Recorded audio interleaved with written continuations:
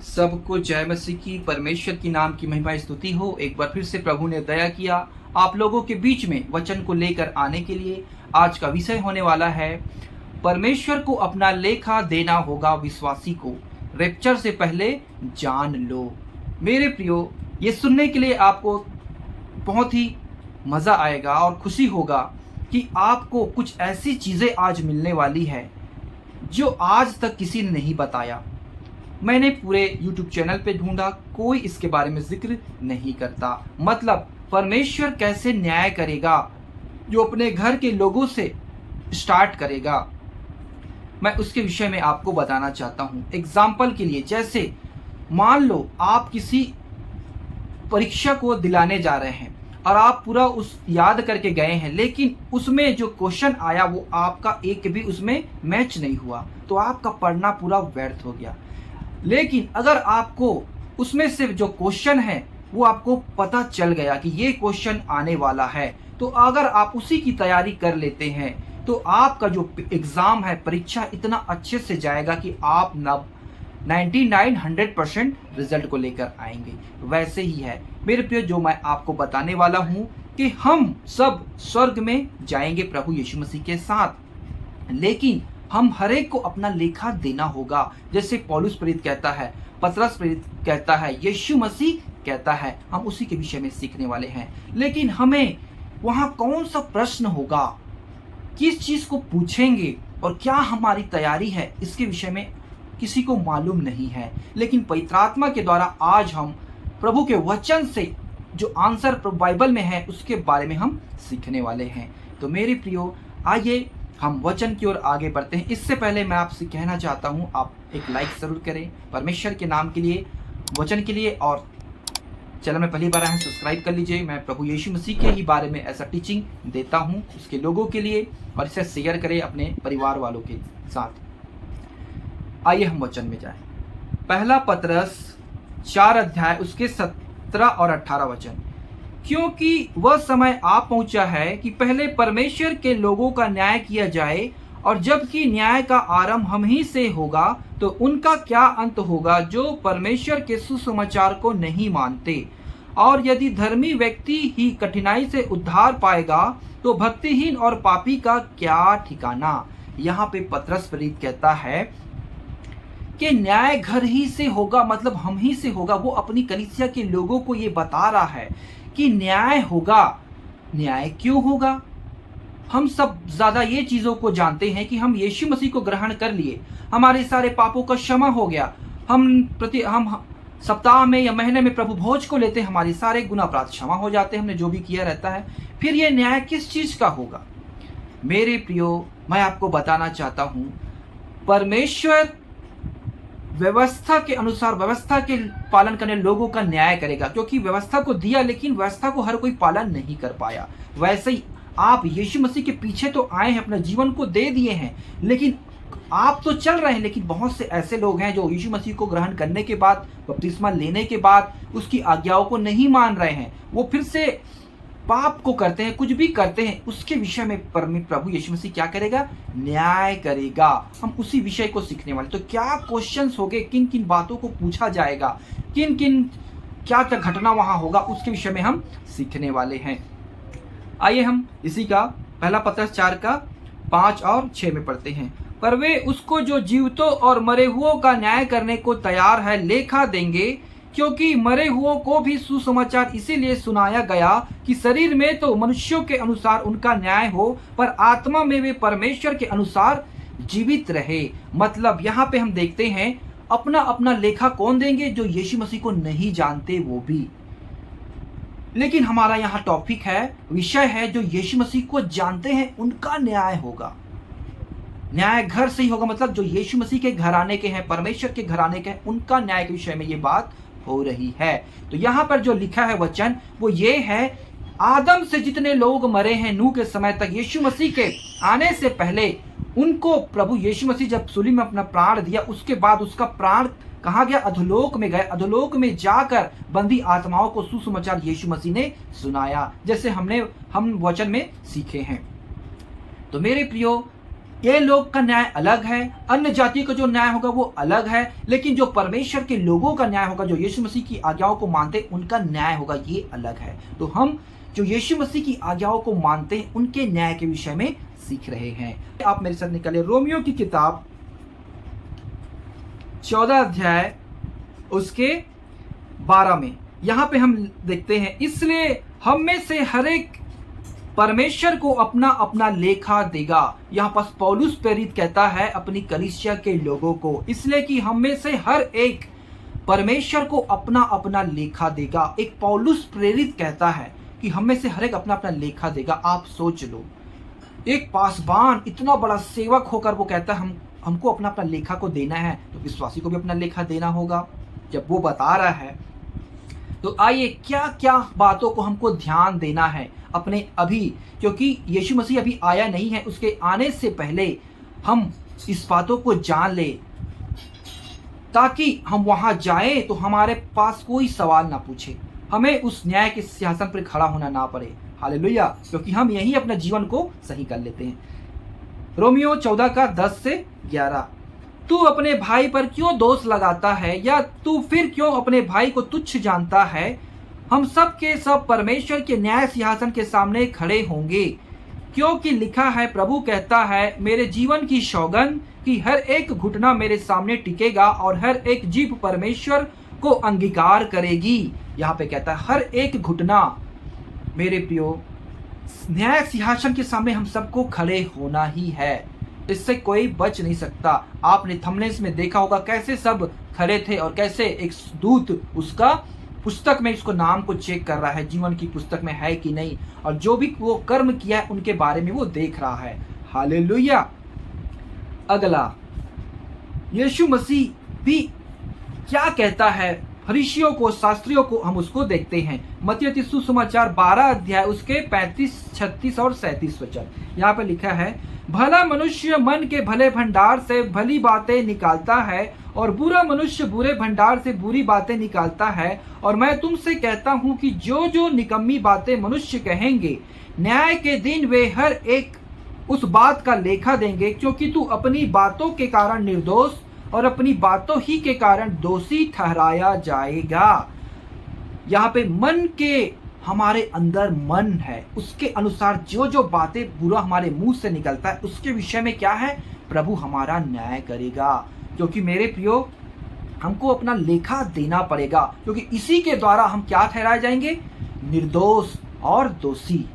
आप कोई पाप तो नहीं करते, किसी का मर्डर तो नहीं करते, किसी से व्यभिचार तो नहीं करते, अब चोरी तो नहीं करते, लेकिन आप अपने मन में क्या क्या विचार करते हैं, क्या क्या अपने मुंह से निकालते हैं बिना किसी के छुए हाथ लगाए, तो वो भी क्या है, एक पाप है।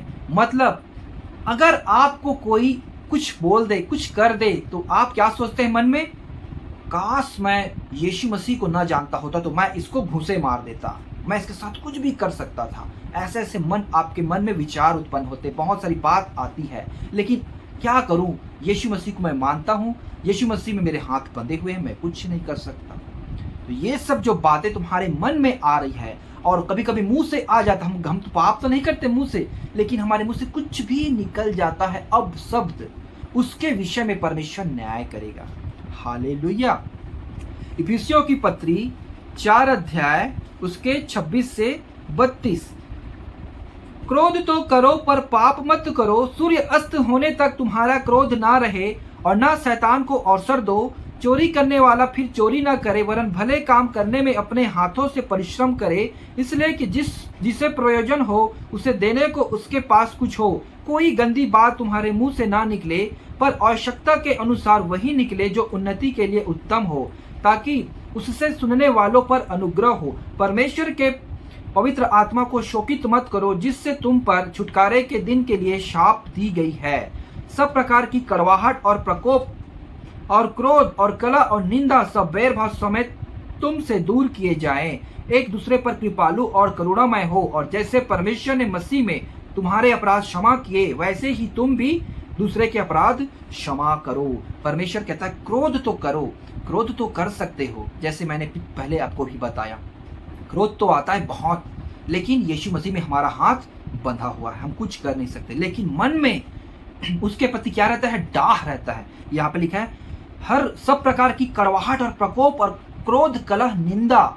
मतलब क्या होता है? हम किसी से बदला नहीं ले सकते, लेकिन अगर उसने ऐसा कर दिया, आज से मैं इस भाई से बात नहीं करूंगा, आज से इस बहन से बात नहीं करूंगा, आज से मैं इससे नजर नहीं मिलाऊंगा, आज से मैं इसके प्रति, मन में आप उस चीजों को रखे हैं, तो मेरे प्रियो आपके लिए ये चेतावनी है। अगर ऐसा है, झट से आप उस भाई बहन से मेल कर ले, उनके अपराधों को क्षमा कर ले, या आप उनसे माफी मांग ले। नहीं तो आप यीशु मसीह के सामने जब स्वर्ग में खड़े होंगे, न्याय के सिंहासन में, इसका लेखा आपको देना पड़ेगा, और इन्हीं बातों के कारण आपको नरक में जाना पड़ेगा। हालेलुया।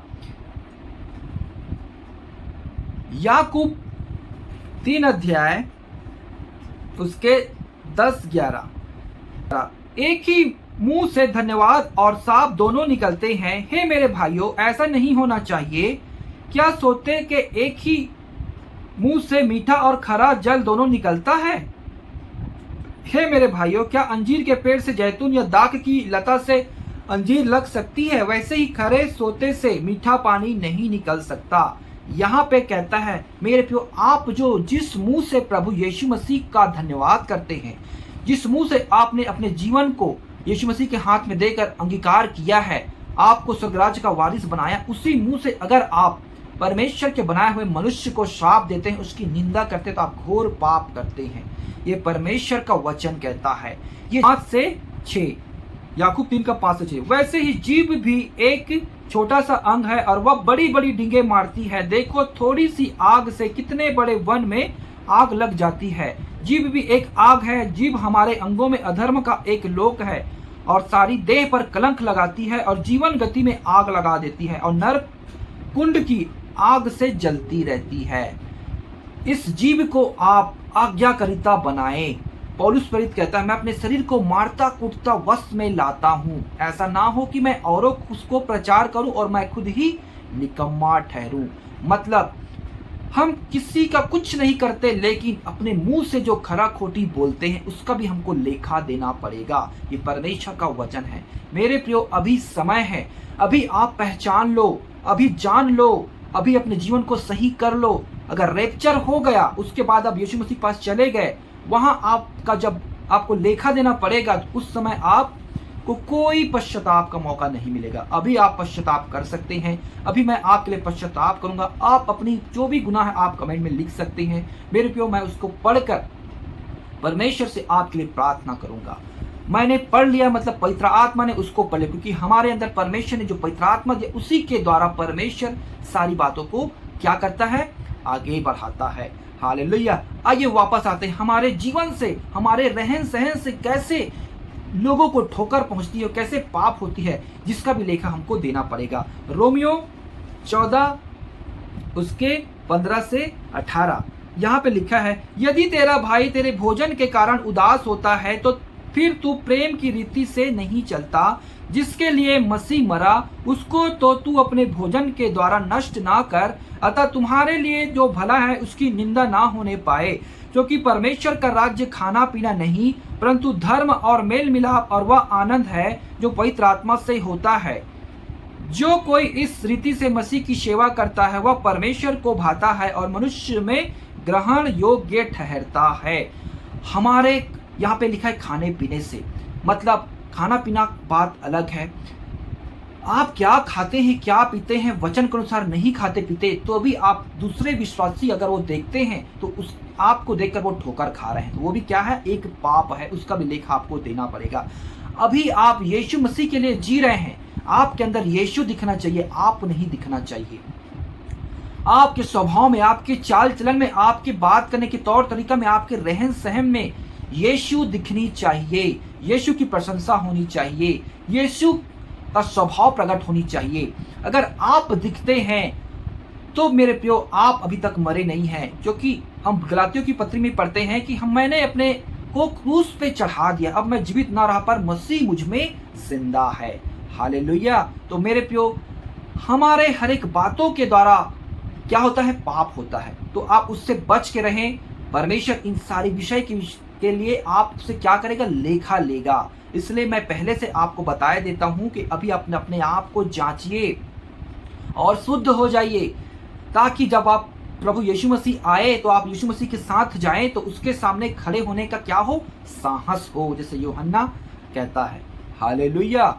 हम उसके सामने खड़े होने के योग्य ठहरे, जैसे वो पवित्र वैसे हम भी क्या हर एक चाल चल में क्या बने, पवित्र बने। आमीन। मेरे प्रिय भाई बहन, इस मैसेज को हर एक भाई बहन तक शेयर करना ना भूले, ताकि हर एक इसको जानने पाए। अपने समाज के लोगों को, अपने परिवार के लोगों को व्हाट्सएप ग्रुपों में शेयर करें और इसे लाइक ज़रूर करें और कमेंट में अपना सुझाव दें। और हमें मोटिवेट करने के लिए मेरे प्रियो आप हमारी सहयोग कर सकते हैं। हम कोई चीज़ की डिमांड नहीं करते हैं, आप सिर्फ लाइक करें, कमेंट करें, ताकि यूट्यूब इसको हर एक लोगों तक भेजता है। हालेलुया। ये परमेश्वर की सेवा को आप आगे बढ़ा सकते हैं। आमीन। आइए हम छोटी सी प्रार्थना करें, फिर हम समाप्त करते हैं। पवित्र सेनाओं के हो परमेश्वर, तेरा धन्यवाद करते हैं इस सुंदर विषय को सिखाने के लिए।